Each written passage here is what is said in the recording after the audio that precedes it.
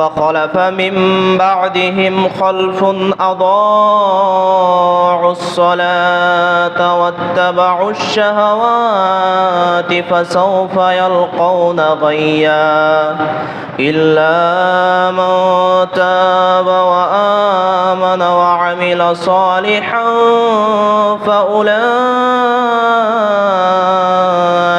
يدخلون الجنة ولا يظلمون شيئا।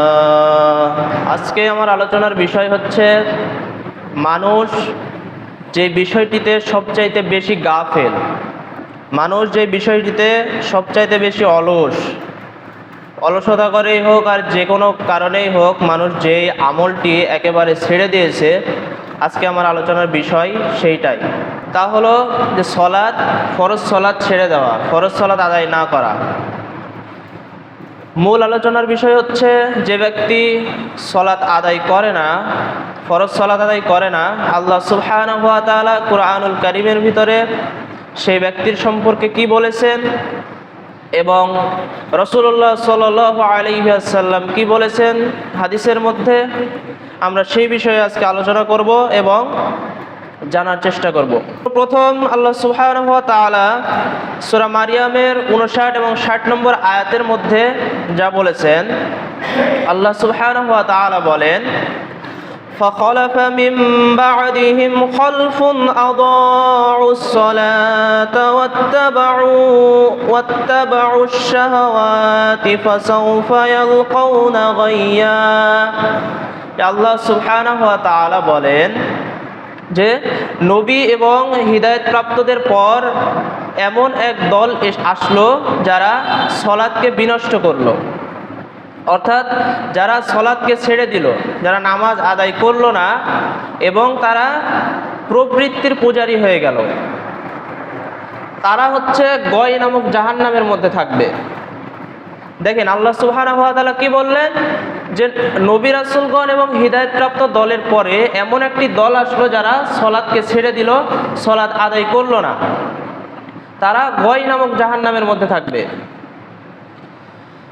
এরপরের আয়াতে আল্লাহ সুবহানাহু ওয়া তাআলা বলেন, ইল্লা মান তাবা ওয়া আমানা ওয়া আমিলা সলিহা, তবে ওই সকল ব্যক্তি নয় যারা ঈমান এনেছে, তাওবা করে ফিরে এসেছে এবং সৎকর্ম করেছে, ফাউলাইকা ইয়াদখুলুনাল জান্নাহ, তারা জান্নাতেই থাকবে।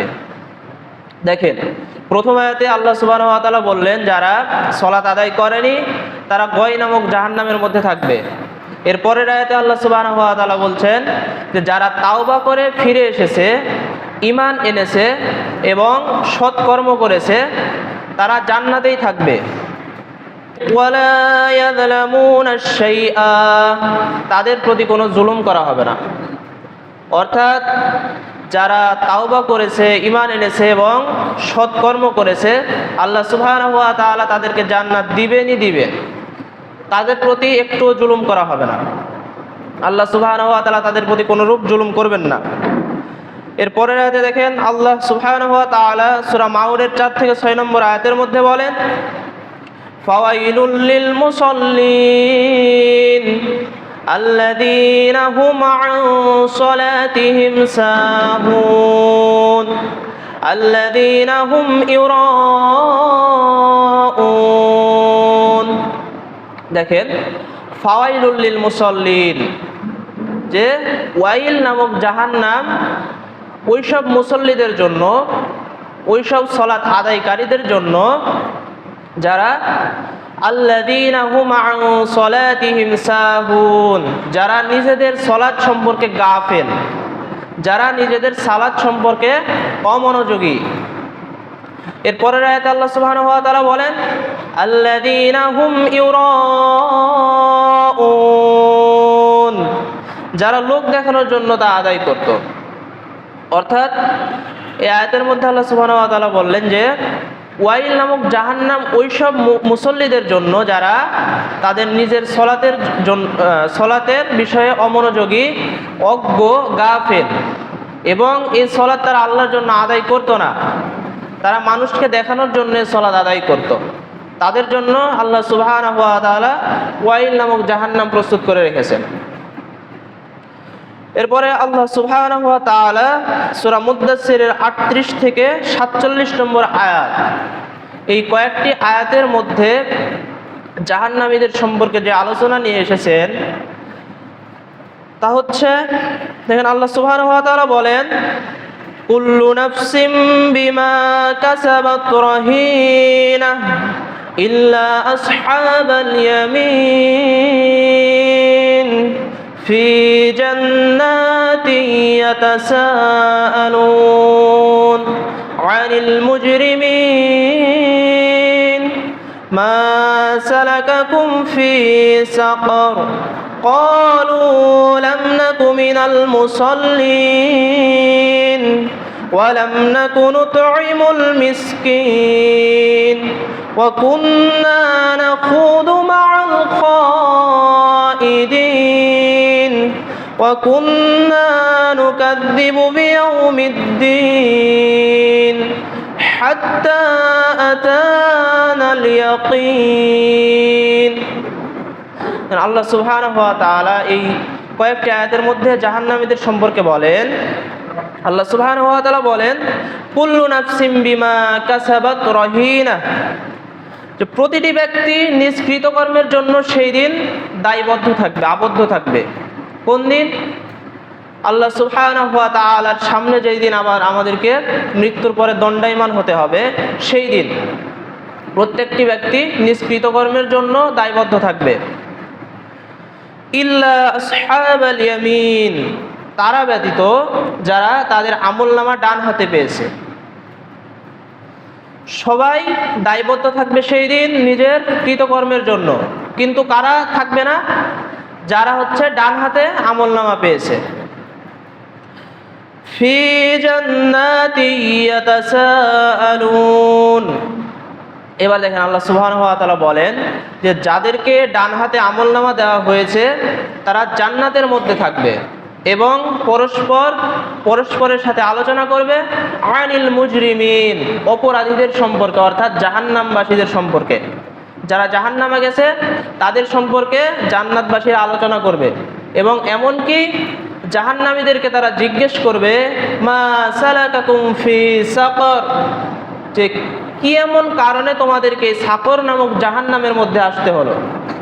দেখেন এখানে বিষয়টা একটু বুঝেন, যে জান্নাতীরা জাহান্নামীদেরকে প্রশ্ন করতেছে, মা সালাকাকুম ফি সাকর, কিসের কারণে তোমাদেরকে সাকর নামক জাহান্নামের মধ্যে আসতে হলো, কি এমন ছিল যা তোমাদেরকে সাকর নামক জাহান্নামের মধ্যে নিয়ে আসলো।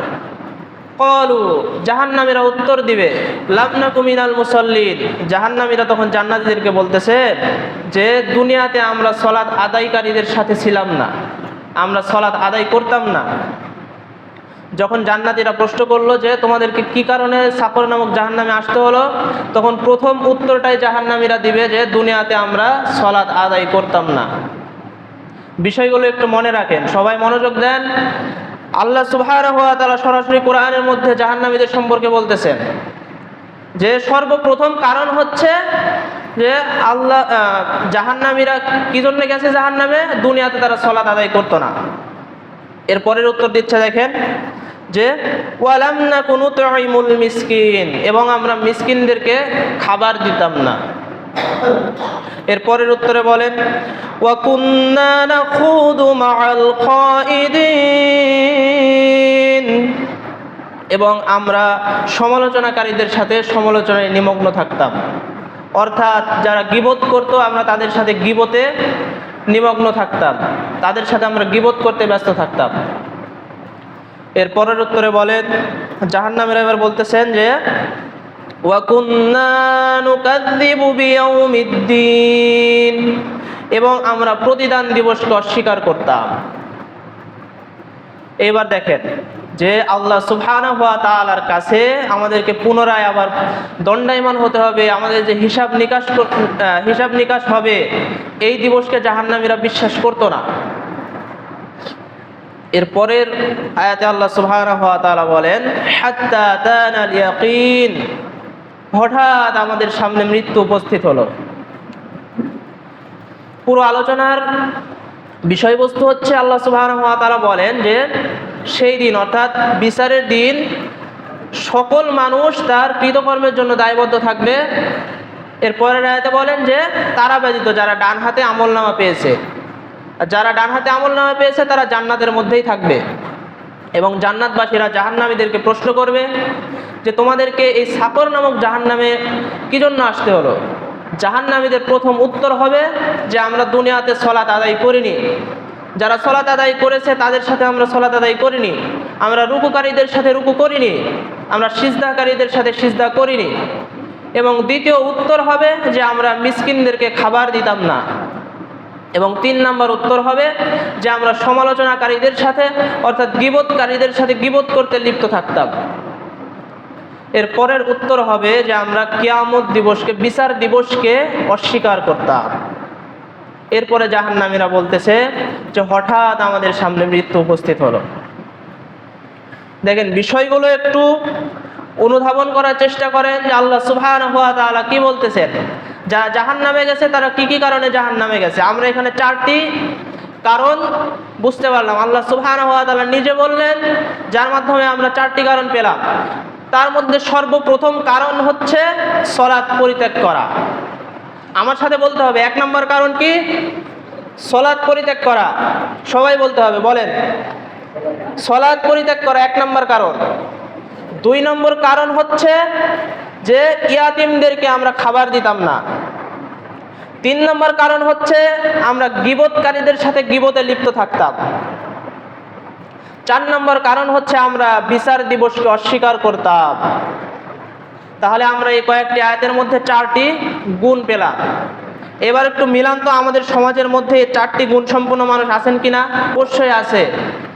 যারা সালাত আদায় করে না, যারা ইয়াতিমদের সাথে ভালো আচরণ করে না, তাদেরকে খাবার দেয় না, তাদেরকে সাহায্য সহযোগিতা করে না, এবং যারা সমালোচনা করে, এরপরে যারা বিচার দিবসকে অস্বীকার করে।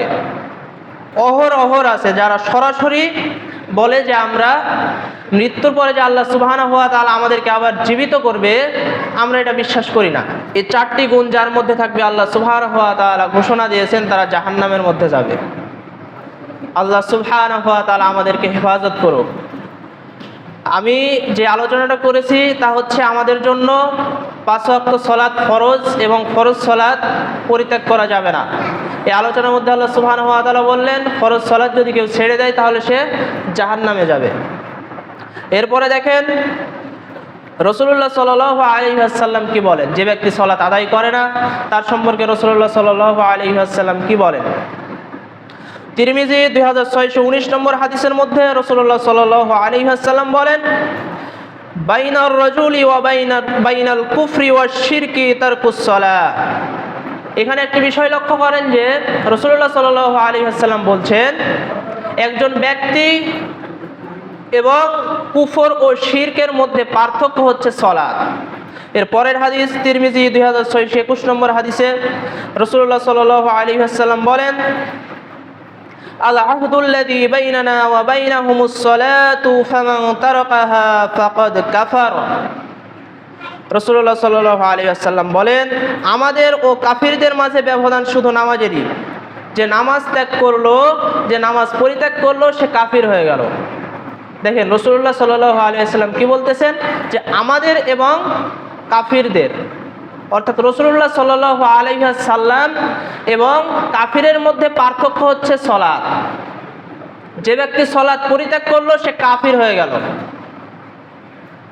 এইখানে অনেক শক্ত কথা। কাফির কোনো ছোটোখাটো ব্যক্তি মনে করেন না, কোনো ছোটোখাটো ক্যারেক্টার মনে করেন না। কাফির মানে তার হচ্ছে ঈমান নাই, ওর ঈমান চলে গেছে। কথা আমি বলিনি, কথা বলেছেন রাসূলুল্লাহ সাল্লাল্লাহু আলাইহি ওয়াসাল্লাম এবং আল্লাহ সুবহানাহু ওয়া তাআলা নিজে। আমি তার কথাগুলোই আপনাদের সামনে উপস্থাপন করতেছি। এবার দেখেন বুরাইদা রাদিয়াল্লাহু তাআলা আনহু থেকে বর্ণিত, তিনি বলেন নবী সাল্লাল্লাহু আলাইহি ওয়াসাল্লাম ইরশাদ করেন, মান তারাকা সালাতাল আসরি ফাকাদ হাবিতা আমালুহু। যে ব্যক্তি আসরের নামাজ ছেড়ে দেয় তার পূর্বের যত আমল আছে সবগুলো বিনষ্ট হয়ে যায়, ধ্বংস হয়ে যায়। এখানে আমাদের কি বলা উচিত?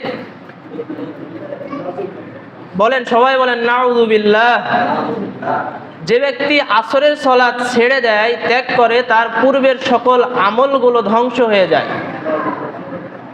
তা আমাদের সমাজে কি এমন ব্যক্তি আছে যারা আসরের সালাত আদায় করে না? তাহলে তারা একটু হৃদয় দিয়ে অনুধাবন করেন তো যে আমাদের জন্য কি অপেক্ষা করছে এবং আমাদের পরিণতি কি। এর পরের হাদিস বুখারীর 552 এবং মুসলিমের 626 নম্বর হাদিসে আব্দুল্লাহ বিন উমর রাদিয়াল্লাহু তাআলা আনহু থেকে বর্ণিত। তিনি বলেন, রাসূলুল্লাহ সাল্লাল্লাহু আলাইহি ওয়াসাল্লাম ইরশাদ করেন, আল্লাযী তাফুতুহু সালাতুল আসরি কাআন্নামা বুতিরাল আহলুহু ওয়া মালুহু। এর পরের হাদিসে বলতেছেন রাসূলুল্লাহ সাল্লাল্লাহু আলাইহি ওয়াসাল্লাম যে ব্যক্তি আসরের সালাত পড়ে না, যে ব্যক্তি আসরের সালাত পরিত্যাগ করে, তার পরিবার এবং ধন সম্পদ সব ধ্বংস হয়ে গেল। দেখেন রাসূলুল্লাহ সাল্লাল্লাহু আলাইহি ওয়াসাল্লাম কি বলতেছেন, যে ব্যক্তি আসরের সালাত আদায় করবে না, তার পরিবারবর্গ ও ধন সম্পদ যেন বিরাট ক্ষতিগ্রস্ত হয়ে গেল, ধ্বংস হয়ে গেল। এইবার দেখেন, আপনাদের ধন সম্পদ, আমাদের ধন সম্পদ, এখানে সবাইকে আমরা একত্র করি, আমাদের ধন সম্পদ কি কারণে আমরা রক্ষা করতে পারি না? এটা দোষ কার? আমরা যে আল্লাহকে দোষারোপ করি যে আল্লাহ তুমি কাউকে দেখতে পাইলা না, আমারই দেখতে পাইলা, আমার ধন সম্পদগুলো তুমি শেষ করে দিলা, আমার পথে বসাইয়া দিলা। দোষটা আসলে কার একটু বলেন তো? আপনার আমার ধন সম্পদ যে ক্ষতিগ্রস্ত হয়, ফসল নষ্ট হয়, এটা কার জন্য হয়? রাসূলুল্লাহ সাল্লাল্লাহু আলাইহি ওয়াসাল্লাম এই হাদিসের মধ্যে বললেন যে আসরের সালাত যে ছেড়ে দেয়, আসরের সালাত যে পড়ে না, তার পরিবারবর্গ এবং ধন সম্পদের বিরাট ক্ষতিগ্রস্ত হয়ে গেল, ধ্বংস হয়ে গেল।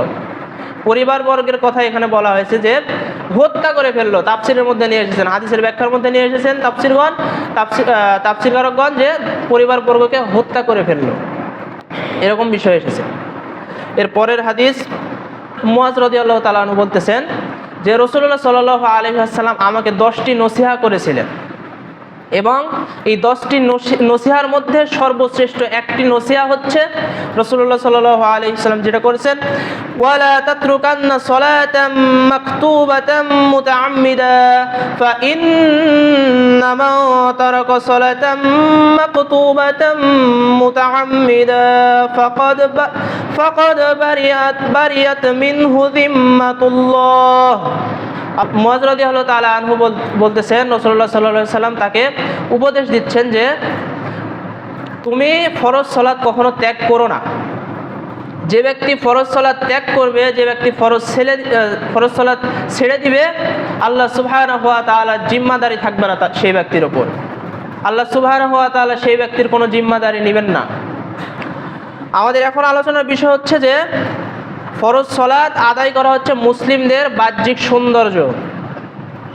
এবার দেখেন, উমর রাদিয়াল্লাহু তাআলা আনহু বলেন যে ব্যক্তি সালাত আদায় করে না তার সম্পর্কে যে লা হাযযা ফিল ইসলামি লিমান তারাকাস সালাহ, সালাত ত্যাগকারী হচ্ছে নির্ঘাত কাফির।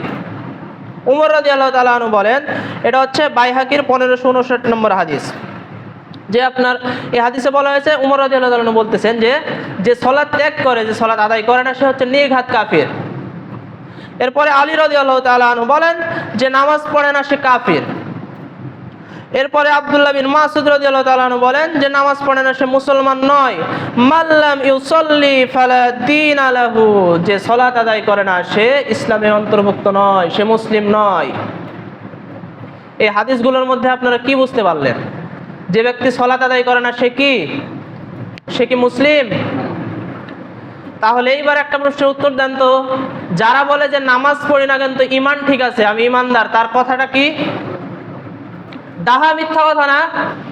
যেখানে উমর রাদিয়াল্লাহু তাআলা আনহু, রাসূলুল্লাহ সাল্লাল্লাহু আলাইহি ওয়াসাল্লাম, আলী রাদিয়াল্লাহু তাআলা আনহু সহ আরো বিভিন্ন সাহাবায়ে কেরামগণ বলেছেন যে সালাত ত্যাগ করে সে নির্ঘাত কাফির, এতে কোনো সন্দেহ নেই। কি হাদিসের বিষয়ে কারো কি কোনো সন্দেহ আছে? তাহলে হাদিস সত্য, রাসূলুল্লাহ সাল্লাল্লাহু আলাইহি ওয়াসাল্লামের বাণী সত্য। যে ব্যক্তি সালাত আদায় করে না সে কাফির। কথা আমার না, আমার কথায় কেউ কষ্ট পাবেন না, রাসূলুল্লাহ সাল্লাল্লাহু আলাইহি ওয়াসাল্লামের কথা। এবার দেখেন আব্দুল্লাহ বিন শাকিক তাবরি রহিমাহুল্লাহ বলেন, সাহাবায়ে কেরাম নামাজ ছাড়া অন্য কোনো আমল পরিত্যাগ করাকে কুফরি মনে করতেন না। এখন দেখেন আমরা যে আমলগুলো করি সেই আমলগুলোর মধ্যে একমাত্র সলাৎ পরিত্যাগ করাকেই, সলাৎ ছেড়ে দেওয়াকেই সাহাবীগণ কুফরি মনে করতেন। এবার আল্লাহ সুবহানাহু ওয়া তাআলা সূরা কিয়ামার 31, 32 এবং 33 নম্বর আয়াতের মধ্যে বলেন, ফালা সাদ্দাকা ওয়ালা সাল্লা ওয়ালাকিন কাযযাবা ওয়া তাওয়াল্লা সুম্মা যাহাবা ইলা আহলিহি ইয়াতামাত্তা। আল্লাহ সুবহানাহু ওয়া তাআলা সূরা কিয়ামার 31 থেকে 33 নম্বর আয়াতের মধ্যে বলেন, সে বিশ্বাসও করেনি, সালাত আদায়ও করেনি, বরং সে সত্য প্রত্যাখ্যান করেছিল এবং ফিরে গিয়েছিল। তারপর সে দম্ভভরে পরিবার পরিজনের কাছে চলে গিয়েছিল। আল্লাহ সুবহানাহু ওয়া তাআলা এখানে কি বলতেছেন, যে সে বিশ্বাসও করেনি, অর্থাৎ সালাত যে আদায় করতে হবে এই কথা সে বিশ্বাসও করেনি এবং সালাত আদায়ও করেনি। সে দম্ভভরে পরিবার পরিজনের কাছে চলে গিয়েছিল এবং সে সত্য প্রত্যাখ্যান করেছিল এবং ফিরে গিয়েছিল। এরপরে সূরা কিয়ামার 34 থেকে 36 নম্বর আয়াতের মধ্যে আল্লাহ সুবহানাহু ওয়া তাআলা বলেন, আউলা লাকা ফাআউলা সুম্মা আউলা লাকা ফাআউলা আয়াহসাবুল ইনসানু আন ইউতরাকা সুদা।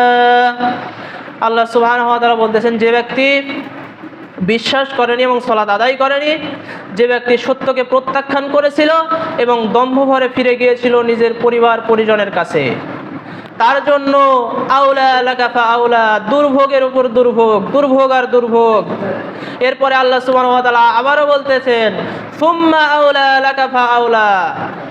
আল্লাহ সুবহানাহু ওয়া তাআলা তো বললেন একবার যে দুর্ভোগের উপর দুর্ভোগ, এরপরে আবার আল্লাহ সুবহানাহু ওয়া তাআলা বলতেছেন এরপরে আবারও তোমার ওই দুর্ভোগের উপর দুর্ভোগ, অর্থাৎ দুর্ভোগের উপর দুর্ভোগ। এরপরে আল্লাহ সুবহানাহু ওয়া তাআলা বলতেছে যে মানুষ কি মনে করে নিয়েছে যে তাকে কি কোনো হিসাব নিকাশ ছাড়াই ছেড়ে দেওয়া হবে? এইখানে একটু বোঝার চেষ্টা করেন। আল্লাহ সুবহানাহু ওয়া তাআলা বললেন যে সত্য প্রত্যাখ্যান করেছে তার উপর দুর্ভোগ আর দুর্ভোগ, এবং অতঃপর আল্লাহ সুবহানাহু ওয়া তাআলা আবারও বলেন তারপরেও তোমার উপরে আবার দুর্ভোগ আর দুর্ভোগ। তারপরে বলেন যে মানুষ কি মনে করে নিয়েছে যে মানুষকে কি কোনো বিচার ছাড়াই, হিসাব নিকাশ ছাড়াই ছেড়ে দেওয়া হবে? আচ্ছা এখানে বলেন তো আমাদের কি বিচার হবে না? তাহলে বিচার যদি হয় তাহলে আমাদের ফলাফলটা কি হবে?